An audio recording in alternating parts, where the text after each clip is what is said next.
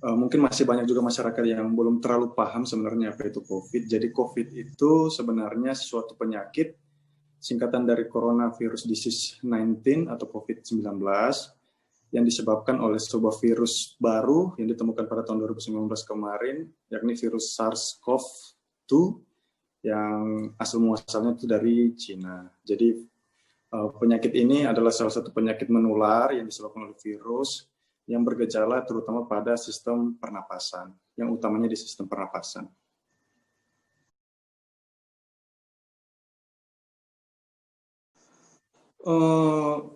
Kalau misalkan virus corona ini, jadi masih banyak penelitian yang sebenarnya dilakukan untuk berapa lama virus itu ada di udara, atau apakah dia bisa menular tanpa ada droplet. Jadi apakah dia hanya bertahan di udara saja dan bisa menularkan. Jadi masih banyak penelitian yang sedang istilahnya belum fix dia punya hasil penelitian. Cuman saya sudah pernah dapat ada beberapa penelitian yang berasal dari Cina yang mengatakan bahwa sebenarnya virus ini dapat bertahan di udara dalam waktu 3 jam.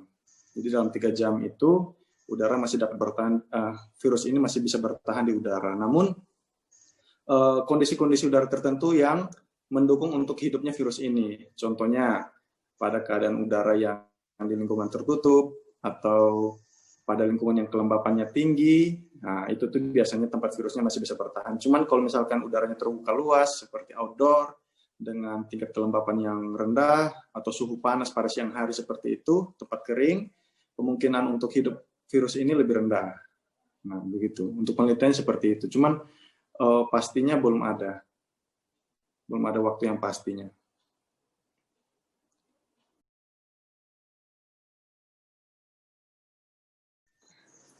Nah, jadi ini juga sebenarnya masih jadi pertanyaan untuk masyarakat ya, apakah contohnya seperti beli ikan, beli buah-buahan. Nah, apakah virus itu menempel di situ, perlu dibersihkan dengan menggunakan disinfektan atau perlu dijemur?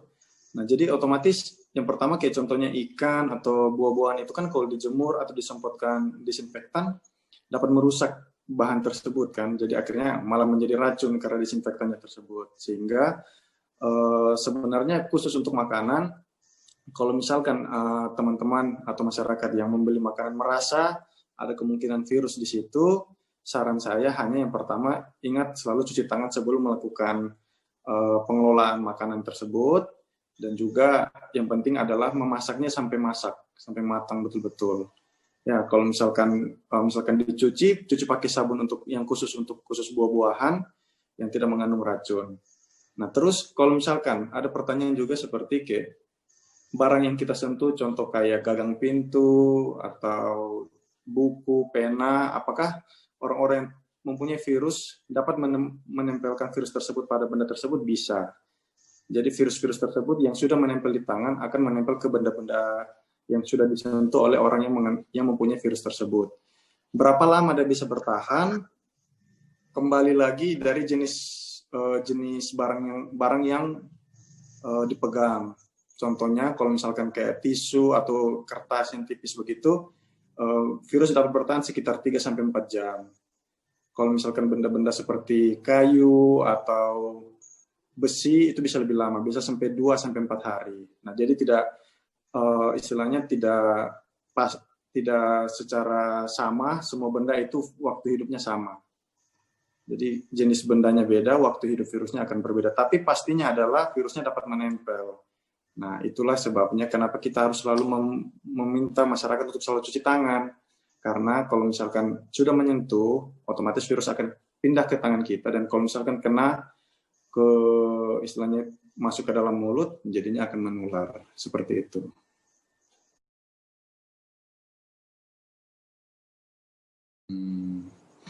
Oke. Yang pertama cara penularannya, penularan yang paling umum pada COVID-19 ini adalah melewati droplet. Droplet yakni adalah contohnya pada saat kita batuk, saat kita berbicara seperti biasa ini, saat kita bersin, itu kan otomatis akan keluar cairan yang tidak kasat mata lewat dari hidung atau mulut kita. Nah, cairan-cairan itu yang sangat kecil sekali ketika masuk ke dalam hidung atau mulut dari orang lain atau terkena selaput lendir seperti mata juga bisa. Nah, itu akan menyebabkan penularan dari situ. Sehingga penularannya ini karena istilahnya karena kecil sekali, jadi kita tidak bisa melihat karena droplet itu kecil sekali. Bisa juga penularan melalui sentuhan, tapi bukan berarti melalui tangan langsung, tidak. Jadi yang tadi saya bilang, kalau misalkan ada benda yang kita sentuh, otomatis kan virus akan ada di tangan. Nah, kalau misalkan kita tidak cuci tangan, terus kita anggapan kucak mata, korek hidung, atau makan masuk lewat mulut, nah itu virusnya akan masuk lewat situ. Sehingga cuci tangan, pakai masker itu sangat penting sekali untuk mencegah adanya penularan dari virus ini. Nah, terus untuk mengenai apakah binatang dapat menularkan virusnya, jadi sebenarnya virus corona ini kan pertama kali itu muncul dari, kalau dari penelitiannya, dari hasil penelitian dan juga telah kasus, sebenarnya virus ini berawal dari kelelawar. Jadi dia tuh virus zoonosis. Zoonosis itu artinya melalui binatang ke manusia. Awalnya itu sebenarnya dari binatang, cuman tidak semua binatang dapat menularkan virus ini. Yang sudah ada penelitiannya itu kelelawar, dan di luar negeri ada binatang kayak berang-berang, masih itu di luar negeri. Kalau di Indonesia itu penelitian pasif kayak kucing dan anjing itu belum ada sebenarnya di Indonesia. Jadi istilahnya kalau misalkan di Indonesia ada bilang melalui kucing atau anjing, itu belum pasti. Karena belum ada penelitian yang pasti untuk menjawab itu. Tapi yang pastinya kayak kelelawar, atau kelelawar lah yang di Indonesia ada itu bisa menularkan.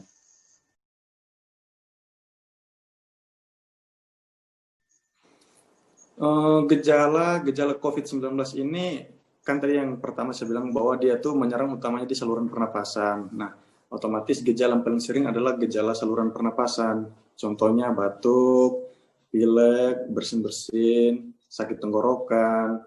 Terus karena ini adalah infeksi, semua orang yang kena infeksi pasti akan ada gejala namanya demam. Otomatis pasti akan muncul gejala demam. Kalau sudah gejala demam ada, maka gejala-gejala selanjutnya akan mengikuti. Contohnya badan-badan tidak enak, nafsu makan menurun, mual muntah, kadang sampai diare. Kalau yang sudah berat pada kasus ini itu biasa sampai sesak.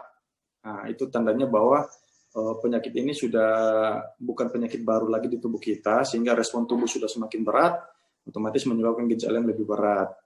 Bisa sampai sesak, gagal ginjal, atau yang paling parah meninggal, karena efek dari semua virus tersebut. Nah, apakah semua orang yang terinfeksi harus bergejala? Tidak, karena virus ini ada juga yang simptomatik atau penyakit yang bergejala, ada juga yang asimptomatik atau yang tidak bergejala.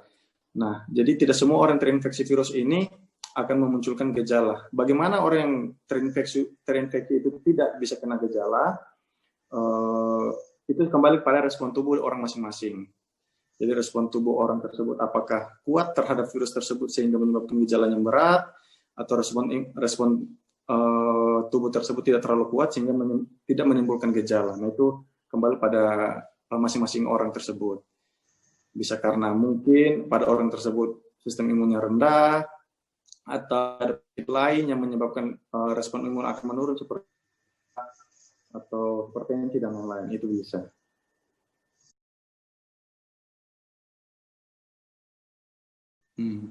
Nah, ini penting juga untuk ketahui teman-teman semua. Jadi pemeriksaan coronavirus itu secara umum terbagi dua, kan ada swab, ada rapid. Cuman rapid itu sekarang sudah bukan cuma rapid antibody, ada juga namanya rapid antigen. Nah, kita bahas satu-satu. Yang pertama swab. Jadi swab itu fungsinya adalah untuk mengetahui apakah dalam diri kita itu ada virus atau tidak. Ya, jadi swab itu mengetahui apakah ada virus atau tidak. Dengan cara nanti kita mengambil cairan, yang paling umum itu ambil cairan di lewat hidung dan juga tenggorok menggunakan seperti kapas, terus nanti diperiksa ke mesin, namanya mesin PCR. Nah, dari mesin PCR itu akan melihat dari lendir yang sudah diambil itu apakah ada virus atau tidak. Kalau ditemukan ada, berarti otomatis diri kita itu sedang terinfeksi oleh virus corona. Kalau memang tidak ada, berarti tidak ada virus corona dalam tubuh kita. Nah, nanti tetap ada perhitungannya lagi. Kalau misalkan di mesin ada perhitungan seperti ini, di bawah kadar normalnya, maka dikatakan tidak ada. Tapi kalau lebih, dikatakan ada. Nah, berbeda dengan rapid. Nah, kalau swab itu kan otomatis kalau ada virus berarti kita terinfeksi oleh corona. Cuman kalau pada rapid ini, nah ini juga masih banyak yang kurang diketahui oleh masyarakat bahwa rapid itu bukan untuk mencari virus dari rapid antibody ini bukan untuk mencari virus corona, tetapi untuk mencari antibody pada tubuh kita yang mau melawan virus tersebut. Jadi contohnya virus itu sebagai penjahat, nah antibody dalam tubuh kita itu sebagai polisi untuk menahan dari virus tersebut. Nah, kalau misalkan pertama kali penjahat masuk, polisi kita tuh belum pasti ada langsung di awal-awal.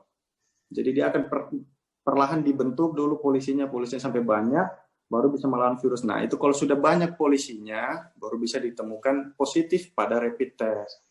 Nah, kalau misalkan belum terlalu banyak, otomatis pasti rapid testnya negatif. Jadi, bisa saja rapid testnya negatif, tapi pasiennya terinfeksi itu bisa. Karena pemeriksaan pastinya itu menggunakan swab hidung atau tenggorok. Kalau rapid, hanya digunakan sebagai screening. Screening itu maksudnya untuk istilahnya penapisan awal. Apakah orang ini ada virus atau tidak, berdasarkan gejala-gejalanya, ada antibody atau tidak berdasarkan gejala-gejalanya. Nah, seperti itu. Kalau yang terbaru lagi ada rapid antigen. Rapid antigen ini sama dengan fungsinya kayak swab. Jadi, untuk mencari virus juga dalam tubuh kita, tapi metodenya lebih ringan dan lebih cepat. Cuman,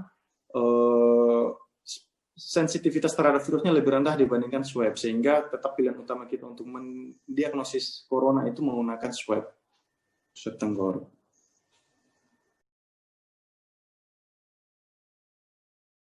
Kapan misalkan hari pertama dia cek negatif, ya kapan dia harus melakukan rapid lagi atau apakah dia harus rapid lagi? Nah, jawabannya tergantung dari pasien. Kalau misalkan dia ada gejala, ya jadi kita tetap ikuti. Syarat untuk dia rapid itu kalau misalkan dia punya riwayat kontak atau riwayat perjalanan dari tempat transmisi lokal atau memang sudah sementara pada transmisi lokal, daerah transmisi lokal. Terus yang kedua, kalau misalkan dia bergejala yang tadi yang batuk, pilek, panas, jadi tenggorokan dan lain-lain, nah itu bisa kita ulang lagi dalam waktu 14 hari. Ya, jadi dalam 14 hari kalau memang masih tapi bukan setelah 14 hari baru cek lagi, tidak. Jadi selama dia ada gejala, kalau di sini biasa kita 3 hari. Jadi 3 hari ini misalkan hari ini negatif, tapi gejalanya arah-arahnya ke COVID nih, dan juga dari riwayat perjalanan. Nah, itu 3 hari kemudian kita coba cek lagi, karena respon antibody itu tumbuh setelah terinfeksi itu 3-5 hari. Sehingga kita bisa melihat setelah 3-5 hari ini, apakah antibodinya sudah muncul. Kalau sudah muncul berarti rapidnya bisa tergambarkan ada positif atau reaktif di situ. Jadi 3-5 hari. Kalau misalkan setelah 3-5 negatif, kalau misal lebih bagus kalau misalkan ada swab. Kalau misalkan ada swab berarti bisa langsung kita pastikan. Cuman kalau memang di tempat kerja atau di tempat tinggal itu tidak ada tempat fasilitas untuk swab, setelah hari kelima kita periksa antibodi negatif, kita coba ini berikan simptomatik saja, obat-obat simptomatik. Karena kemungkinan besar kalau sudah setelah hari kelima dan hasil rapidnya masih belum negatif, masih belum reaktif, kemungkinan dia negatif dari corona. Seperti itu. Oke, jadi ini juga supaya teman-teman atau masyarakat tahu bahwa ada 2 istilah untuk yang berdasarkan dari Permenkes, 2 istilah untuk corona ini. Yang pertama isolasi, yang kedua karantina. Jadi itu berbeda. Kalau misalkan pertanyaannya kapan isolasi mandiri dan bagaimana cara isolasi mandiri? Isolasi mandiri itu ketika orang tersebut mempunyai gejala corona atau terkonfirmasi corona menggunakan swab, artinya dia sudah sakit corona, sudah terinfeksi, dia harus segera memisahkan diri dengan kerumunan atau orang lain agar dia tidak menularkan virus tersebut ke orang lain. Nah, caranya adalah selalu jaga jarak, bisa jangan sampai keluar rumah atau jangan sampai pergi ke tempat-tempat berkumpul, karena kalau sudah bertempat berkumpul otomatis dia akan menyebarkan virus lebih gampang. Selalu pakai masker. Kalau misalkan memang istilahnya kalau misalkan dia sudah sakit otomatis harus masuk rumah sakit, ya. Cuman kalau misalkan dia terkonfirmasi tapi tidak ada gejala, dia bisa isolasi mandiri di rumah dengan cara jangan sampai dia itu bertemu dengan orang. Kalau misalkan terpaksa memang harus bertemu, wajib memakai masker, selalu mencuci tangan sebelum melakukan tindakan apapun atau menyentuh barang apapun, sehingga tidak bisa menularkan ke orang lain. Nah, itu pokoknya istilahnya dia sangat dibatasi, dia punya pergerakan supaya tidak bisa memberikan ke orang lain. Nah, bedanya kalau dengan yang karantina tadi, kalau yang karantina, orang itu belum sakit, belum dipastikan bahwa orang tersebut terkonfirmasi positif corona.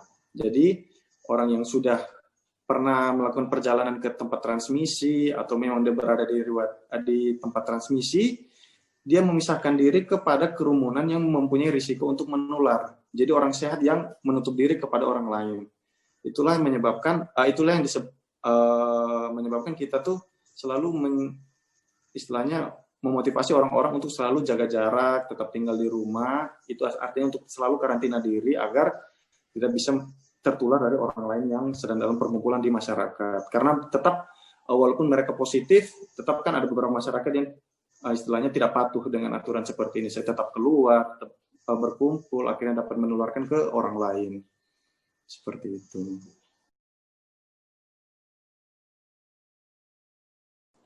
Kapan orang yang terinfeksi COVID itu dikatakan sembuh ya? Intinya hanya dua saja. Dia tidak ada gejala dan hasil swab-nya itu negatif. Intinya di situ. Ya, kalau misalkan dia sudah tidak ada gejala, terus hasil swab-nya negatif, otomatis pasti dia sudah dikatakan sembuh. Tapi bagaimana dengan orang yang memang dari awal itu tidak ada gejala? Jadi memang dia terkonfirmasi tapi tidak ada gejala. Otomatis kita tidak menunggu sampai gejala hilang, kan dia tidak ada gejala. Berarti otomatis 10 hari semenjak dia terkonfirmasi, itu kita cek lagi harusnya. Di follow up udah punya swab yang kedua, kalau misalkan sudah negatif, artinya dia sudah sembuh. Ya ini berdasarkan dari Permenkes.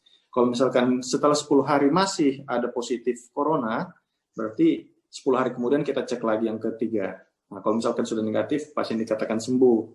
Tapi kalau misalkan pasien yang memang ada gejala dari awal, otomatis yang pertama kita harus tunggu adalah sampai gejalanya hilang plus 3 hari. Jadi dalam 3 hari gejalanya tidak ada lagi. Jadi kalau misalkan awal dia batuk, pilek, sesak, terus semakin lama karena sudah dikasih obat, terus menerus akhirnya dia sembuh, tidak ada gejala lagi, kita tunggu 3 hari selama bebas gejala, kita follow up dengan swab 1 kali. Kalau misalkan sudah negatif, berarti pasien dinyatakan dia seperti itu. Nah, kalau misalkan yang paling betul itu pakai swab supaya kita bisa pastikan dia tidak ada corona lagi.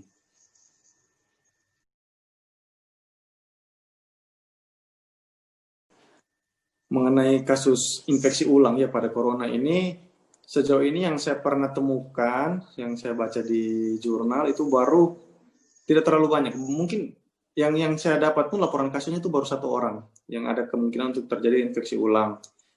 Nah, jadi istilahnya coronavirus ini seperti kan dia virus ya, kalau virus sudah masuk ke tubuh kita otomatis antibodi atau tentara atau polisi yang tadi saya cerita di awal itu untuk menjaga virus ini masuk, sehingga kalau misalkan ada infeksi yang kedua harusnya orang tersebut tidak mungkin terinfeksi lagi. Cuma kembali lagi, kalau misalkan polisi yang harusnya dibentuk tidak terbentuk ya, contohnya para pasien-pasien yang dengan HIV atau pasien-pasien dengan respon imun yang jelek, contoh pada pasien yang diabetes, ada risiko untuk infeksi ulang itu ada. Nah, jadi karena polisinya tidak terbentuk, antibodinya tidak terbentuk, ketika virus masuk dapat menyebabkan infeksi lagi. Berbeda kalau misalkan orang tersebut yang sehat, respon imunnya baik, tidak ada masalah pada pembentukan antibodi atau pembentukan polisi yang tadi yang di awal saya katakan, sebenarnya untuk risiko infeksi ulang itu tidak ada, kecil. Contohnya pada cacar air seperti itu, paling dekat, contohnya seperti itu.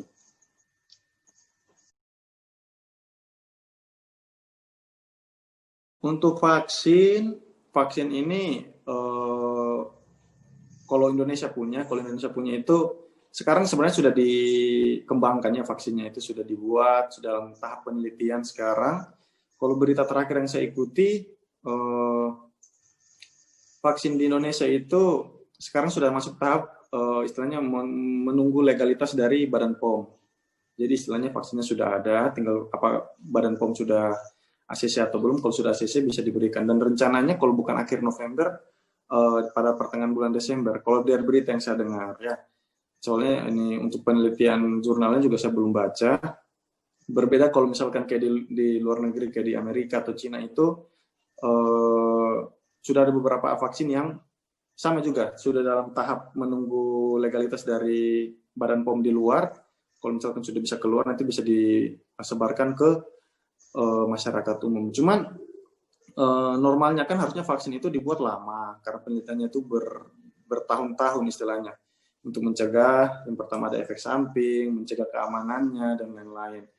Nah, khusus pada corona ini istilahnya ini kan pandemi yang sangat luar biasa dan spreadingnya itu cepat sehingga pemerintah tuh membuat satu aturan di mana tidak harus menunggu lama. Yang penting pada saat proses penelitiannya itu terjamin keamanannya, efektivitasnya itu terjamin. Nah, setelah itu nanti melalui Badan POM, kalau sudah di ACC dari Badan POM, bisa diberikan. Nah, proses itulah yang masih kita harus tunggu sampai sekarang. Tapi untuk di masyarakat, apakah sudah ada vaksin? Belum ada sampai sekarang. Belum bisa diberikan. Hanya tahap penelitian saja.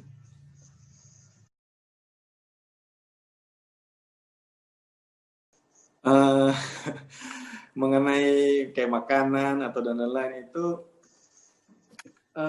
kalau menurut saya, jadi sebenarnya virus corona ini istilahnya kayak penyakit-penyakit yang lainnya. Jadi dapat menular dan apakah bisa dicegah? Kalau misalkan sudah tertular terus dengan makan bawang banyak, apakah bisa mencegah virus corona? Jawabannya sebenarnya tidak. Jadi contoh kayak makan bawang terlalu banyak, ada yang bilang makan kunyit lah atau jahe akar-akaran itu, atau minum alkohol karena kita biasa cuci tangan pakai alkohol bunuh, maka kita minum jadi bisa bunuh. Tidak.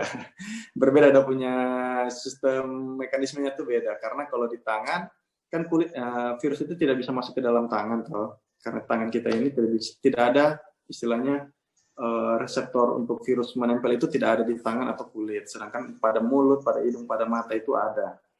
Nah, kalau sudah menempel virusnya ke situ, otomatis orang tersebut sudah terinfeksi. Mau kita kasih alkohol atau dan lain-lain itu sudah tidak bisa. Nah, terus yang kedua, makanan-makanan kalau misalkan untuk mencegah, yang penting adalah makanan yang dapat meningkatkan respon imun. Contohnya yang bervitamin, yang punya kandungan mineral vitamin yang bagus, itu bisa mencegah ya, bukan berarti bukan mencegah, istilahnya menurunkan risiko untuk terinfeksi. Tapi kalau mencegah pasti tidak ada. Semua orang yang kalau terinfeksi virus corona pasti dia akan maksudnya dia akan terinfeksi virus karena sudah menempel ke reseptor tersebut. Kalau kayak makanan-makanan bawang dan lain itu saya rasa tidak ada. Tidak ada yang bisa mencegah. Sehingga bukan makanan yang punya pilihan untuk mencegah, tapi tetap jaga diri, 3M ya. Memakai masker, mencuci tangan, menjaga jarak.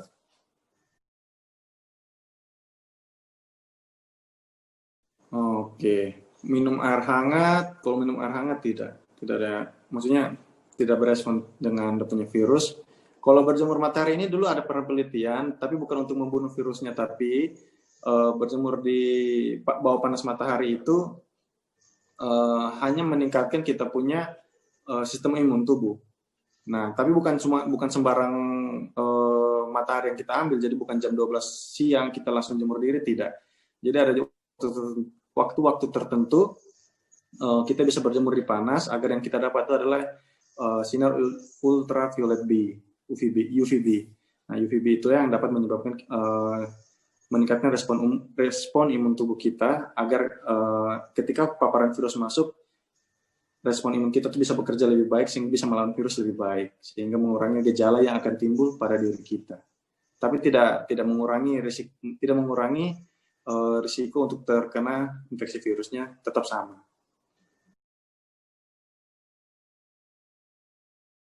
Nah, ini nih yang sebenarnya masalah di masyarakat juga, karena berita tentang obat-obat corona itu sudah banyak, jadi otomatis mereka kadang konsumsinya dengan cara yang salah. Nah, sebenarnya khusus kayak ini kan obat Dexa ini, kalau di tempat saya bekerja itu bukan obat, harusnya ini termasuk golongan obat keras, tapi dijual bebas di masyarakat, sehingga masyarakat itu gampang menggunakannya. Ditambah lagi dengan berita-berita yang mengatakan Dexa dapat mengurangi atau membunuh virus, itu salah ya. Jadi sebenarnya dexamethasone itu adalah obat menurunkan radang. Nah, bukan obat untuk membunuh virus, sehingga jadi mekanismenya kalau ketika kita terinfeksi, tubuh kita tuh akan meradang. Respon radang itu apa? Batuk, demam, nyeri tenggorokan dan lain-lain, itu semua itu respon radang. Sesak napas itu semua respon radang, sehingga ketika sudah ada gejala itu kita memberikan dexamethasone untuk menurunkan respon sehingga badan kita tuh lebih enak. Cuman efek samping dari ketika kita sudah minum dexamethasone, otomatis yang tadi antibodi yang kita berharap untuk terbentuk, polisi-polisi yang berharap untuk terbentuk melawan virus corona ini juga ikut menurun karena respon radang itu kan antibodi juga terbentuk di situ, di proses itu. Dengan kita minum Dexa, otomatis polisinya tidak terbentuk. Nah, efeknya adalah ketika masih ada virus dalam tubuh kita atau maksudnya kalau misalkan respon imunnya tidak bagus, kita akan gampang terinfeksi. Nah, gampang sekali untuk terinfeksi virus kalau misalkan respon imun tubuh kita jelek. Apalagi menggunakan Dexa yang jangka panjang sebagai pencegahan katanya, padahal sebenarnya bukan. Gampang terinfeksi, dan kalau sudah terinfeksi itu gejalanya akan susah. Karena gejalanya akan berat sekali untuk kita lawan. Karena replikasi virusnya itu pasti akan cepat. Sehingga kalau kita mengonsumsi Dexa itu salah pada pasien-pasien yang awal-awal kena corona. Kecuali kalau sudah masuk di rumah sakit, sudah kita rawat, sudah kita kasih obat-obatan lain, ada waktunya saatnya itu Dexa itu dipakai tetap ada. Tapi bukan sembarang dipakai, nanti tetap ada pilihan-pilihan terapi dari dokter sendiri untuk memberikannya. Jadi jangan pakai Dexa sembarangan.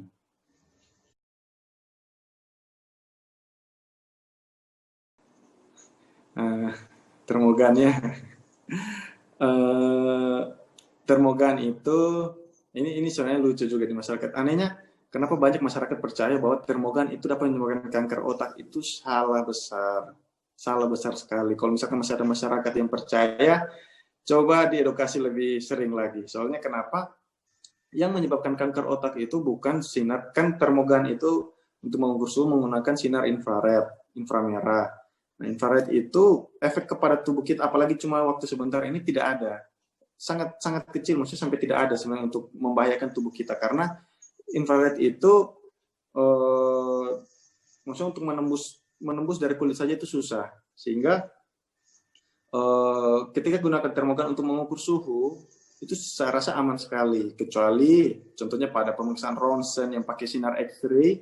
Nah, kalau paparannya lama, otomatis bisa menyebabkan tumor. Tapi kalau infrared itu spektrum cahaya itu kecil. Jadi tidak akan sampai menyebabkan efek samping pada tubuh. Nah, yang kedua adalah karena orang sudah percaya dapat menyebabkan tumor otak, menyebabkan kanker, dan lain-lain bahaya tubuh, sehingga mereka jadinya termogannya di tangan. Nah, itu salah lagi. Karena sebenarnya pada pemeriksaan suhu itu suhu tubuh yang paling mendekati istilah suhu ideal pada pemeriksaan itu adalah sebenarnya di ketiak, di mulut, di mohon maaf kayak lubang pantat, dan juga di kepala. Itu sebenarnya tempat-tempat khusus untuk memberikan suhu. Sedangkan di tangan itu bukan. Karena di tangan itu kalau dibandingkan dengan kepala, beda suhunya.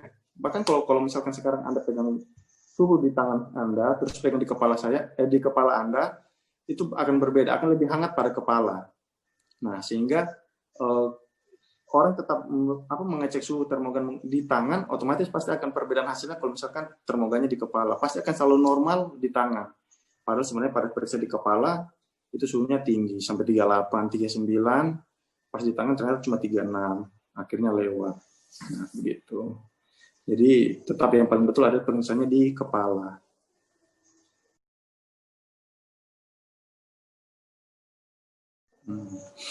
Oke, untuk masyarakat, masker apa saja yang harus dipakai?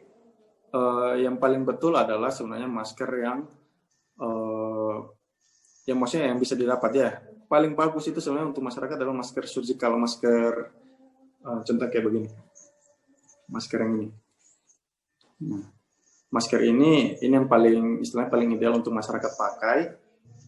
Cuman kalau misalkan pada keadaan-keadaan tertentu seperti kekurangan di masyarakat, misalnya stok barang masker tersebut kurang, yang penting adalah bisa menutupi mulut dan hidung. Ya, walaupun sebenarnya kadang-kadang kayak masker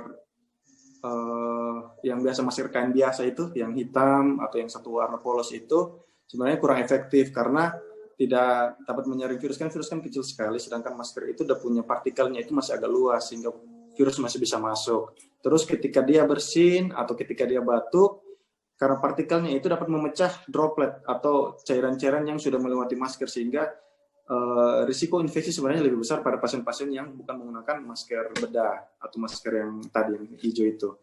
Nah, sedangkan berbeda kalau masker yang hijau, partikel penyaringnya itu lebih kecil sehingga untuk kemungkinan virus masuk itu lebih sedikit. Nah, kalau saran saya, kalau misalkan ada, pakai masker yang hijau ini. Kalau misalkan ada, lebih bagus pakai ini. Nah, apakah bisa dipakai berulang masker ini?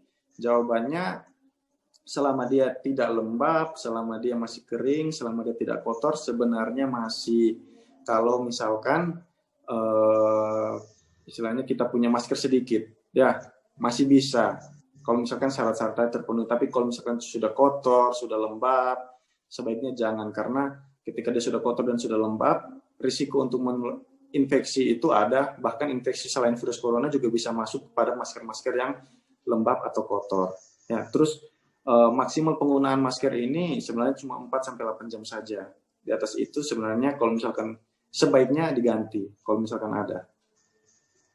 Nah, seperti itu. Nah, khusus di Indonesia, sumber yang paling betul adalah dari kemenkes.go.id. .go.id. Kalau teman-teman ada Instagram, cari saja di Instagram Kemenkes. Instagramnya Kemenkes itu selalu diupdate tiap hari mengenai data berapa yang positif, berapa yang sembuh, berapa meninggal, itu semua ada di situ. Terakhir per 17 November itu yang kemarin saya lihat di story-nya Kemenkes itu sudah sekitar 474.000 orang yang terinfeksi, yang positif corona. Yang sudah sembuh itu sekitar 380-390.000 kalau tidak salah. Yang meninggal sudah sampai 15.000 orang. 15.000 orang yang meninggal karena corona. Khusus di NTT itu kalau tidak salah kemarin sekitar 800-an yang positif. Yang positif 800-an. Yang sembuh itu berapa ya kemarin? 600 atau 400 lupa pokoknya. Tapi lumayan banyak yang sembuh, tapi tetap yang terinfeksinya 850. Tapi yang meninggal ada 15 orang. Nah, itu ada semua di COVID NTT kalau nggak salah, covidntt.go.id. Bisa cari di web.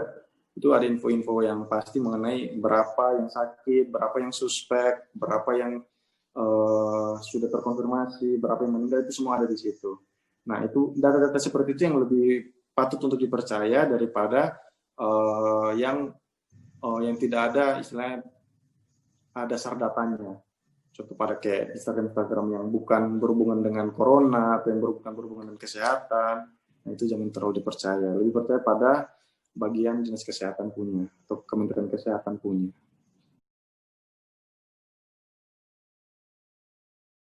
Khusus untuk penanganan corona di Indonesia ini, yang saya ikuti melalui berita-berita, pada pasien-pasien yang sudah terkonfirmasi ini pengobatan, kenapa banyak yang sembuh? Karena ternyata pengobatannya juga cukup optimal untuk para pasien-pasien ini.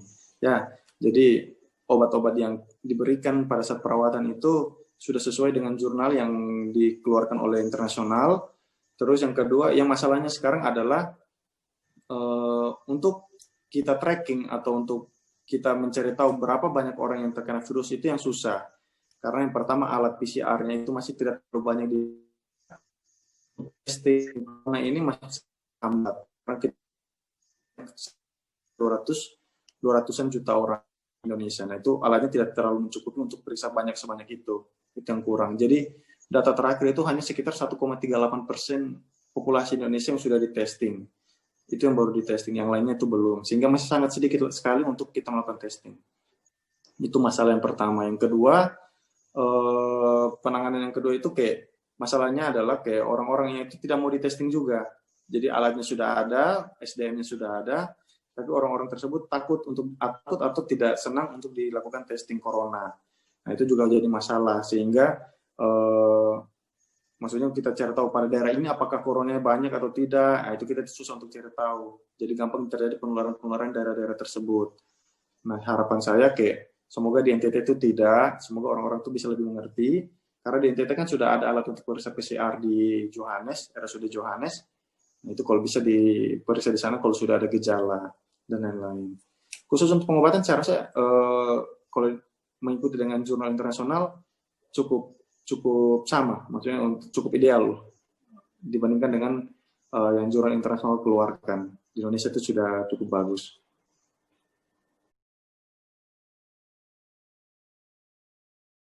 Bagaimana cara bisa kita rasa ini flu biasa atau ini COVID? Nah, Yang pertama adalah kalau misalkan dia merasa diri baru dari daerah transmisi lokal atau riwayat perjalanan, terus muncul gejala itu, berhati-hatilah, kemungkinan besar itu gejala COVID. Ya, cuman kalau dia merasa dirinya kayak, saya jarang berkumpul, saya bukan dari pelaku perjalanan, terus di daerah sekitar saya tidak ada yang corona, kemungkinan besar dia itu bukan COVID. Jadi flu-nya berbeda, mungkin flu karena cuaca atau flu karena lain-lain. Nah, tapi kan kita kan lagi di masa pandemi, sehingga selalu berjaga-jaga. Kalau misalkan ada gejala-gejala tersebut, nah gejala-gejala sistem pernapasan kayak batuk, pilek, sesak, terus ada riwayat berkontak dengan orang di luar atau pernah pergi ke mall, kan sekarang di NTT itu hampir sebagian besar zonanya zona merah, toh artinya sudah ada transmisi lokal di situ. Nah, berhati-hatilah kalau misalkan sudah dari mall, dari tempat-tempat keramaian terus muncul gejala tersebut, idealnya diperiksa. Ya, kalau misalkan sudah flu-nya bertahan sampai 5 hari atau malah memberat sampai ada sesak-sesak sedikit, sebaiknya diperiksa. Karena saya juga pernah dapat kasus di sini di mana orang tersebut gejalanya awalnya batuk, pilek, demam. Terus 3 hari kemudian dia merasa badannya sudah gejala-gejala tersebut sudah hilang, tapi hanya gejala sekarang hanya dia merasa lemas-lemas. Ketika kita periksa ternyata positif. Nah, seperti itu. Jadi sebenarnya COVID itu gejala pastinya itu tidak selalu sama pada semua orang. Ada yang cuma badan lemas dan demam datang ternyata ada COVID, ada yang dia batuk pilek ternyata ada COVID, ada yang langsung sesak ternyata ada COVID. Nah, jadi istilahnya semakin berbeda respon imun tubuh seseorang, pasti gejalanya juga akan berbeda, sehingga COVID itu diistilahkan sebagai penyakit 1000 wajah, karena gejalanya itu banyak macam sekali. Nah, tapi kalau misalkan dalam masa pandemi ada muncul gejala tersebut, idealnya diperiksa saja, seperti itu.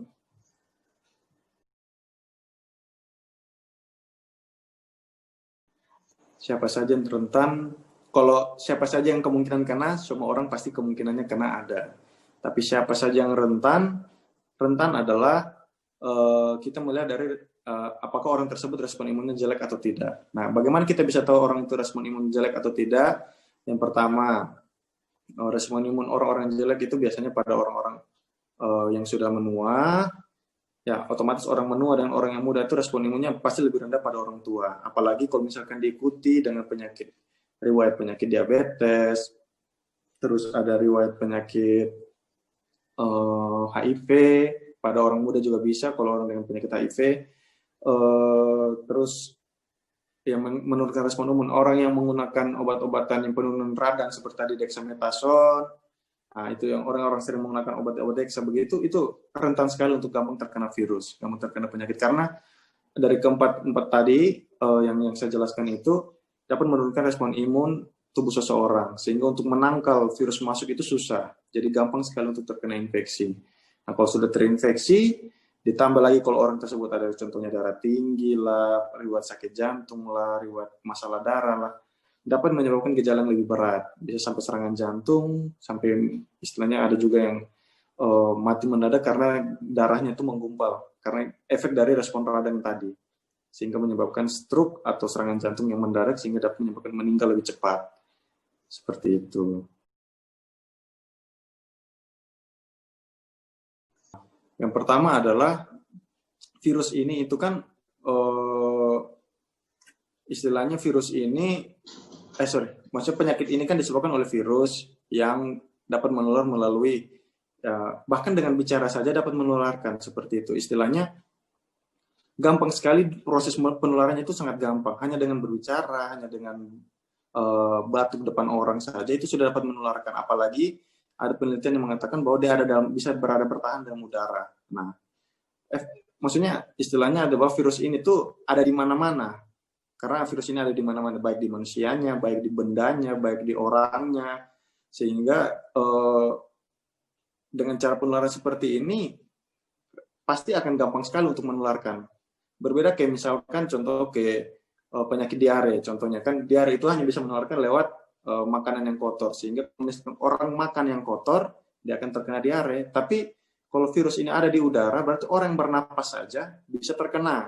Nah, otomatis kan semua orang ini kan bernapas, pasti risiko penularannya itu pasti akan tinggi sekali. Itu yang menyebabkan dia tuh cepat, ditambah lagi sudah virusnya ada, tapi tetap berkumpul, membuat acara dan lain-lain. Nah, boom, satu kali meledak, pasti kasusnya banyak sekali. Seperti itu.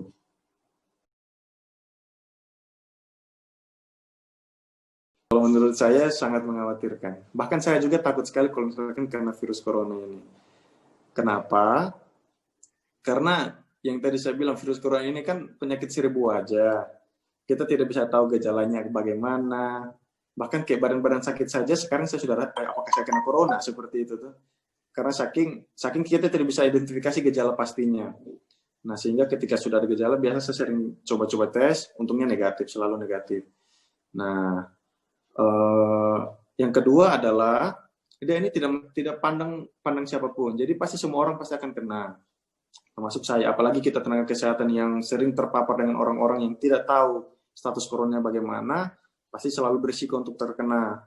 Terus yang selanjutnya bahwa sudah banyak yang meninggal karena corona. Bahkan sudah 1 juta lebih orang yang meninggal karena corona di seluruh dunia.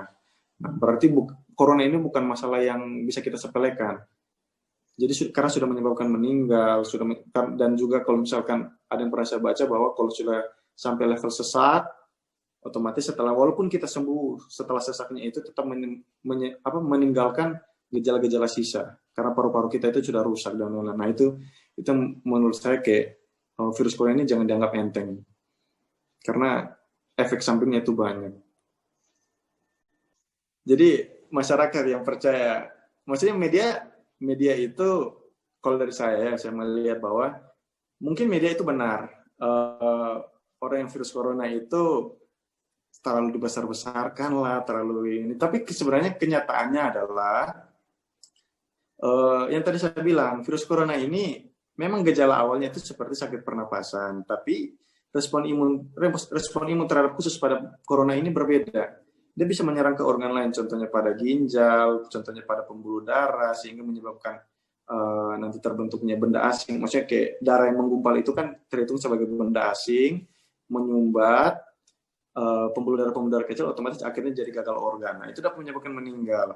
Terus ada berita mengatakan bahwa saya kena virus corona tapi cuman batuk-batuk saja, tidak masalah kok. Nah, batuk-batuk itu selamatnya adalah bahwa Anda itu respon imunnya bagus. Nah, respon imunnya bagus. Tapi apakah sama kalau misalkan kena pada orang tua atau keluarga-keluarga yang rentan dengan virus corona ini? Tentu tidak. Pasti akan gampang menular, dan kalau kena orang yang sudah ada riwayat komorbid itu penyakit penyerta yang dapat memberatkan virus corona seperti diabetes, hipertensi dan lain-lain.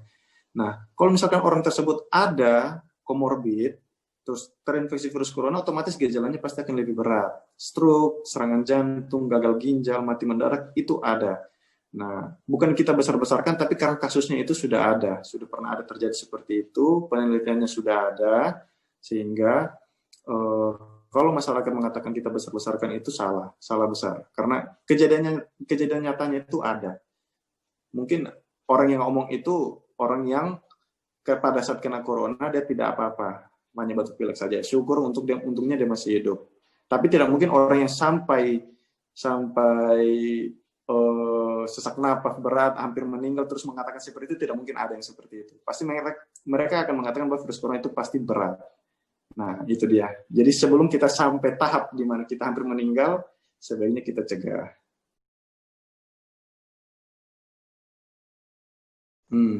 Kapan situasi pandemi dikatakan berakhir? Yang pertama, kita sudah bisa kontrol, udah punya penularannya. Jadi istilahnya bahwa kemanapun kita pergi, kita sudah tidak usah takut dengan virus corona ini. Karena bagaimana caranya adalah dengan harapan kalau dari saya sebenarnya harapannya semoga vaksin itu bisa membantu kita di situ. Jadi ketika vaksin sudah ada, respon imun atau polisi yang siap untuk lawan corona itu sudah ada, otomatis kita tidak usah takut kalau terkena infeksi virus corona karena sudah ada siap polisi di dalam atau antibodi di dalam. Terus yang kedua, kapan situasi ini selesai? Kalau pokoknya intinya adalah kalau misalkan infeksi virus itu kapan dikatakan selesai, bahwa kalau sudah terkontrol, sudah punya penularan. Jadi yang saya bilang kalau vaksin itu sudah ada dan efektif sekali, seperti vaksin-vaksin yang lain kayak vaksin campak dan lain itu kan sudah terkontrol sekali karena ada imunisasi itu toh, imunisasi campak. Nah, kalau misalkan corona sudah sampai tahap itu yang baru dikatakan situasi pandemi ini selesai. Sebelum sampai ke sana, apalagi ada orang-orang yang takut divaksin lah, dengan hoax-hoax bilang vaksin menyebabkan penyakit dan lain-lain, nah, pasti pandemi ini akan lama. Karena tidak semua orang, kalau yang saya ikuti berita bahwa tidak semua orang itu mau divaksin. Bahkan sudah dikasih gratis pun masih ada yang tolak. Nah, itulah yang pasti akan menghambat untuk sampai ke tahap selesai pandemi ini. Tapi semoga dengan adanya vaksin kita bisa kembali ke normal.